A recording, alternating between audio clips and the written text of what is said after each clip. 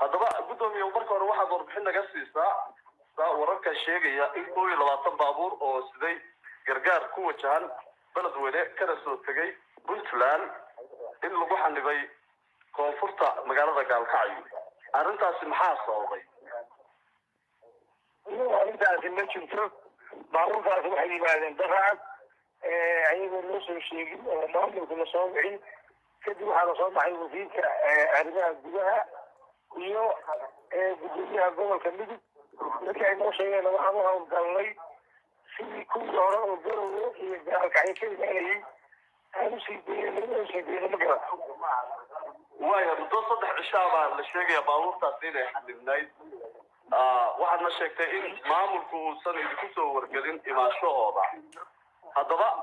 waxaa jirtay Puntland markii ay soo direysay baabuurtan inay shaacisay oo dabcan meelo badan ayaa dadku ka ogaan karaan baabuurtaasi inay kusoo wajahantahay galmudug kuna jeedo beledweyne xataa haddii darawaladu ay idin sheegeen inay halkaas ku wajahayn maxaa keenay hakar in la geliyo muddo intaa la eego hakar kale ma jirin wax dhibaataana kama jirin baabuurta magaalada ayagoo taagan baarnay markii naloo sheegay oo wasiirku na soo wacay oo noo sheegay iyo gudoomiyaha gobolka waxaan bilownay gaabkii lagu sii geyn lahaa iyo sidii ay u malaayeen xalay ayagaa baabuur ka jabnaayo isku dilay shalagana sii deynaa baabuur baa ka jabnaa oo meesha u yaalay maantii horena waxay sugayeen baabuur natire ah oo kasoo dibdhacay maanta 5 saacna waa sii deynay cid haysata ma jirin maanta horeta waxay sugayeen baabuur natire ah oo kasoo baxay ay sugayeen habeenkii markay baryeen subaxii waagu ku bariyaan waxaan bilownay saan kusii gelin lahayn baabuur baa ka jabay oo candada ka jabiyey baabuurkii yaran ka bedelayeen maanta 5 saacna baabuur ka timid burca iyo sanaag sool iyo ayagiiba 5 saac baa anagu xurunaa udiirne oo la hadalnay oo u sheegnay inay nabad ku marayaan ilaa ay galmudug ka dhaafaan oo intaasi bay meesha mareen warar ayaa sheegaya in maamulku canshuur uu ka dalbaday gaadiidkan arrintaa maxaa kaga jawaabaysaa ma jirto galmudug wax canshuur oo ay ka dalbatay anaa gudoomiye gobolka ma jirto darawalada waa weydiin kartiin wax waa weydiin oo canshuur ah haba yaraatee ma jirto dhinaca kale warar laysla dhex marayaa sheegaya maamulka galmudug in laga soo xigtay in uu sheegay baabuurtan iyaga inaysan u xanibnayn oo dad markaasi aan maamulka ahayn ama maleeshiyada ay xanibteen maamulkuna dadaal ku aadan sidii loo sii dayn lahaa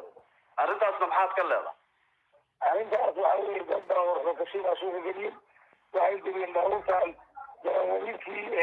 deegaanka awr u gaari jirtay oo boosaasa joogo baa waxay soo waceen niman dhallinyaraha oo baabuurka gudbin jiray waxay yidhahdeen baabuurtaas waxay ku wadaan sida lacag ka daasa markaas markaan maqalnay waxaan bere u galnay in aysan jirin oo wasiirka arrimaha gudaha ee uuna soo wacay ee Puntland idaacadahan aan ka dhegeysanay telefishoon aan ka fiirsanay qaabkaasna aysan wax ka jiraa jirin baabuurkaas dadka wada oo barnaamijkaas gudina waxay kasoo jeedaan deegaanka loo gurmanayo oo wax loo wado waayahay maxaa kalifay darawallo inay soo wacaan dhalinyaro yidhaahdaan lacag ka dalbada gaadiidka micnaha isku dayga noocaasa inta dhacay way damceen wax u suurtoobay ka maamul ahaan ka culmo ahaan kan oday dhaqameed ahaan ka dhalinyaro markaan barnaamijkaas dacayd aan maqalnay ee lagu carqalayn rabo walaalaha gurmudka loo wado ee walaalaha kale soo dhiibeen waxaan u istaagnay inaysan waxba ka jirin dadkiina waxaan la dagaalnay iyo waana xiraan ka dhignay intii kale loo gudbin intii wararka sheegaya baabuurtii in la hakiye ay soo baxayeen ma jirtaa xiriir dambe oo ka maamul ahaan idin dhex maray dhanka maamulka Puntland wasiirka u dambeeyey maanta gobolkiina soo wacay oo maraykanka soo wacay degmada oo u soo diray baabuur bataarigeliisa iyo nambaradiisa baabuur 3 baabuur ku dhex jirtay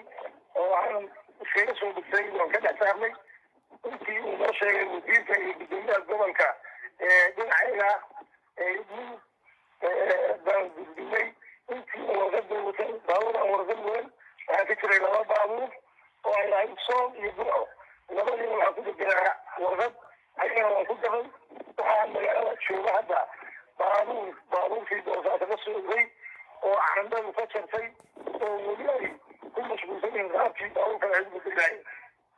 gaarigaasi baabuurtii uu ka haray aad fasaxdeen miyaa gaarigan aad sheegtay inuu ciladooday gaarigaa waa jabay waa noo sheegeen darawaliinta kale noo sheegtay asagii waa tagnay candadaa ka jaban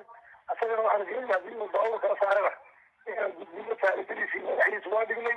haddii uu saacsan dhaca oo uga samaysmana inaan gudbina ku talagalno ilaa waxaan la socon doonaa geluusada ilaa waxaan la socon doonaa hadda waxay marayaan galgeelina iyo geluusada meel dhow hooy geluusada baan sii wacnay kuwa ciyaada waa u sheegnay kuwa dhusareed waa u sheegnay dhammaan waa wada ogyihiin